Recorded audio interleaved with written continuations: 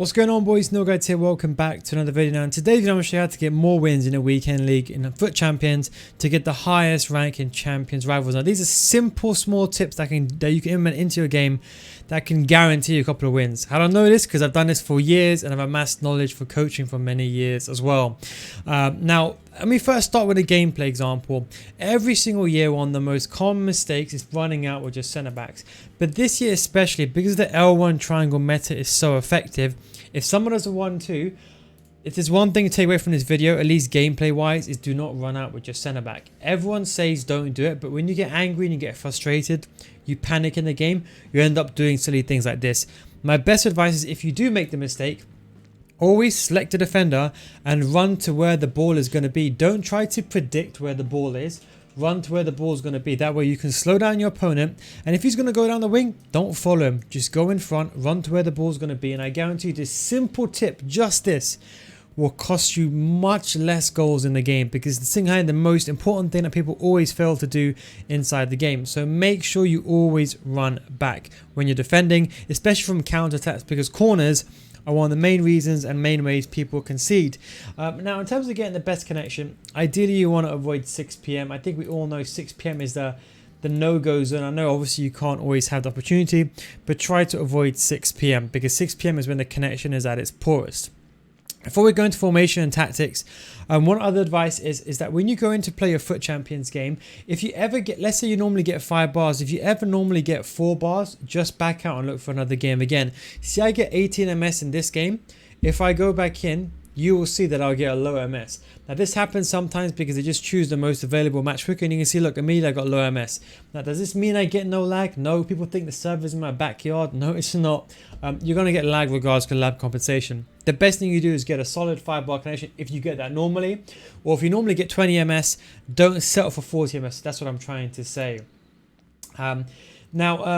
In terms of the setup, so when it comes to teams, so in my opinion, what you want to do basically when it comes to teams is you need to understand everyone's going to be at different levels. You know, some people are going to be in elite divisions, and elite division, no one realistically wants to go there unless you're a pro player. Even some of the pro players that I know don't even want to go there. That are just very competitive players because it's a different level. So what you're playing right now in Rivals, the games are going to be much harder. Champs will be easier this year because everyone's kind of starting on the same level, Division 10, and they're going forward. That's why Rivals are, I suppose you can say, harder. My best advice is before you play one Champions game, play a game of Rivals first as a warm-up. That is the most important thing. The second thing is have a tactical formation set up. This is another common mistake. People just go in saying, oh, you know what? I'm just going to play 3-5-2 the entire game and that's it. They leave it at that. That's not what you want to do. You want to have one defensive formation. You want to have a formation, for example, for closing the game out. And you want an ultra attacking formation, one for if you're winning. Now, why this is important is too many times, and I guarantee you probably do this as well. You go and you be like, okay, I want to use the 4-1-2-1-2. And then you go up 2-0. You go, wow, this is working. But what happens is what's working for you works at that time. Your opponent says, okay, I'm 2-0 down. Let me go team press, constant pressure. If you're still on this formation, you're going to get killed. That's why you need to change to a defensive formation or a more progressive formation. My 4-4-2 tactics will be coming out later on today. I'm just fine tuning it. But like I got my defense formation. You're not going to pause the game and put everyone on comeback in defense, are you? So you might as well set up anyway so everyone's on comeback in defense. That way when you're winning 2-0, go to this formation and lock it out. Because the truth is everyone's going to be try-harding, and Park the Bus is so effective this year. When they score 1 goal, you're going to have a nightmare. So you don't want to go 1-0 down. I have my 4-4-2 as my ultra pressing formation. Again, check my 4-4-2 tactics out where I explain it on my channel. So I would say normally have an ultra attacking formation, an ultra defensive formation, one to close the game out, and one I would say narrow formation and one wide formation. That's kind of my go-to. That's quite universal and normally works against most of the matches that I'm in. So that is the best advice I'll give you in terms of that. As I said, I will start off with the most conservative formation first. So if you're going to go into the game, start of course with the 4-2-3-1.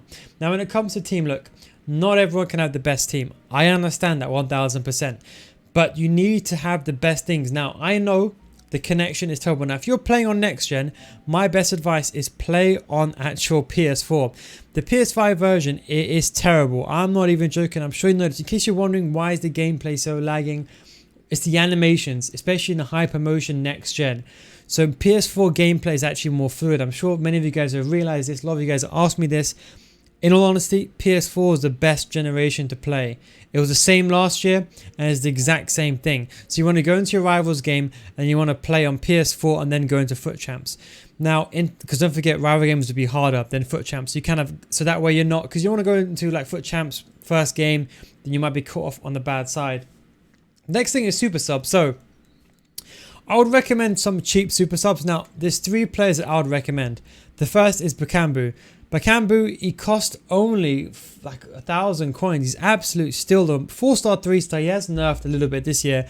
But the good thing, he's got 83 finishing, 81 long shot power, 83 attack positioning, decent agility and balance, and good sprint speed. You want someone as a sub that's got good base stats. Forget this player chemistry, forget all this. Just look at the base stats. When you bring on a sub, you want good base stats. Someone like Bakambu, a fantastic card, 1,000 coins. The next card I'll suggest is someone like Joseph Martinez. Again, another top tier card. Even better, 5'7", 3-star, 4-star, high medium. Have a top tier pace. But look at that, 85 finishing. If you're sitting here watching this video, does your striker have 85 finishing, 84 shot power coming off the bench? So, and plus that agility and balance, some of these players are really, really, really good. So make sure you have super subs. You know, just slap them in left mid and right mid. Now, I use another card as well. Matches is a really, really good card for that agility and balance. Again, very high finishing and very good shot power. 4-star, 4-star, very, very good. And Morales is also another option. 4-star, 4-star again. Decent agility and balance, good sprint speed, but again, good finishing. And these are cards that are very useful inside the game. Now, you can of course have a defensive. I normally say get someone like Fred, because Fred is like 2,000-3,000 coins now. One of the best cards I've used this game, but you can actually buy him for 2,000-3,000 as a good centre mid, and just have one fullback, just so you can sub in at left back or right back or even centre back if you go one man down, because red cards are quite prominent in a game. Now, in terms of player personnel choice, now I have meta teams for all players and all ranges. My best advice is you always want a clinical striker. Now, if you haven't got the FUT champs, only 20 games this year, so you can split them up. So in my opinion, look, I'll be honest, I'm going to be completely honest. You cannot go with someone that's got below, look, even Godfrey for me, right? He's slow. Like, can you imagine I'm saying he's slow and he's got 99 sprint speed? Because his agility and balance, it affects his speed by movement. And also acceleration is not top notch. And why I'm saying this is, people keep saying you can get away with Ruben Diaz. You can't. Yes, if you're in Division 10 or you're in Division 5, but if you want to go anywhere near Division 1, or if you want to do anything better in FUT Champions, you need to get fast defenders. If we just go back to this example, I said counterattacks, they're the most prominent things and the prominent way people are conceding in the game. If you don't run back, you're going to concede. So let me show you another example as well. It's not a clip I wanted to show you, right? So there's not a defensive example over here. You can see the exact same thing. You see in this situation, I got a fast play, so I can run back and I can recover. You see, that's Mohamed Salah. But if you've got someone like Ruben Diaz, then you see I made a mistake here. But look, because I got pace, and if you're doing my principle, like I told you, don't run where the ball is, run to where the ball's going to be. Your pace here will save you so much. Look, the only reason why I got the ball here was strictly because of pace. So what I'm trying to say to you is, you don't want to take a risk and go with a low pace player and then get blamed after. Park the bus is very effective as it is, but counter-attacks are more of an issue. So make sure you don't go with someone with low pace. Likewise, passing is important this year. If you're playing a 4-2-3-1, I play Son as a cam in my 4-2-3-1. It's not because I prefer him over Ben Yedder and striker. It's because Ben Yedder's passing is so much lower than Ben Yedder's. Now, this is the issue. If you are playing someone like Son, he's got a good short passing, but someone like Ben Yedder's short passing is not that good. Don't forget, this year, it's not just short passing. It takes an amalgamation of all the passing stats together. So it makes the game more pay to win. So understand, also think about what personnel you have and try to adjust your team in regards to that. Learn a couple of skill moves as well. Learn my top 3 skill moves. Those will be very, very effective in the game as well. Now, another big tip I wanted to give you is in regards to, I would say, well, I suppose you can say this is a bit of an off one. Chemistry styles. Please buy shadows and hunters. I would recommend all CDMs and all fullbacks and centre back shadow. All the pro players do the same, and I would recommend most of you that, because pace equals recovery, and the better recovery you have, the better you will be for you. The next thing, the final things I wanted to say in terms of the teams, also just be very much aware on how you're playing. Now, look, I know some people are going to have mega squads. It's just the way it is. Some people are going to spend FIFA points, but don't just think the guy is good. You know, someone could have got really lucky and could have just gone to the transfer market and they could have packed someone like Mbappe. So you don't know if they packed it or if they're a trader or whatever. So don't just be like, oh, someone's got Mbappe in their team, they must be good.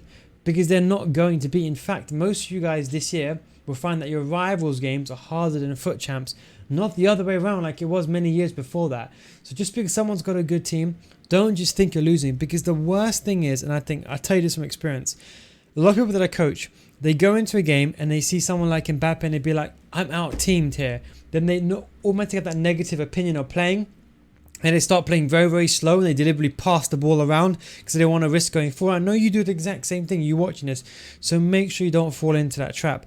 I'll tell you honestly from experience, I played with cheap teams my entire life. I beat all the God squads all the time. It's not because the game is against them. It's because I'm better. And if you have that mentality that you can win and you put your opponent on the back seat and you put them under pressure, they will definitely fold. And don't forget, this year it's only 20 games. So don't panic. You don't have to worry about, rushing through your games. It's only 20 games of FUT champions this year. So don't worry about it too much. Me personally, I'm just going to have fun this year. I'm just going to play my games. I'll have another account. I want to go the Elite Division Rivals for that. So I'll show you that. But don't forget, it's only 20 games. So just split it up. I'll recommend, in my opinion, 7, 7, 7. 7 on Friday, 7 on Saturday, and 7 on Sunday. And I suppose you can have the extra surplus as you can. 20 games, I'll be honest, are a really good figure this year. It's good for you because you can try more harder, especially those that are in a rush.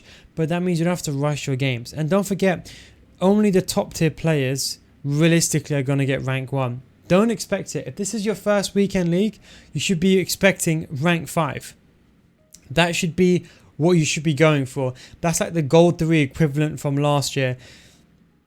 Gold 1 is kind of like the rank 3, and then the elite is, for example, rank 2, and then of course you have that's elite 3 basically, and you have elite 1, which is basically rank 1. So don't worry about it too much, and then just enjoy yourself.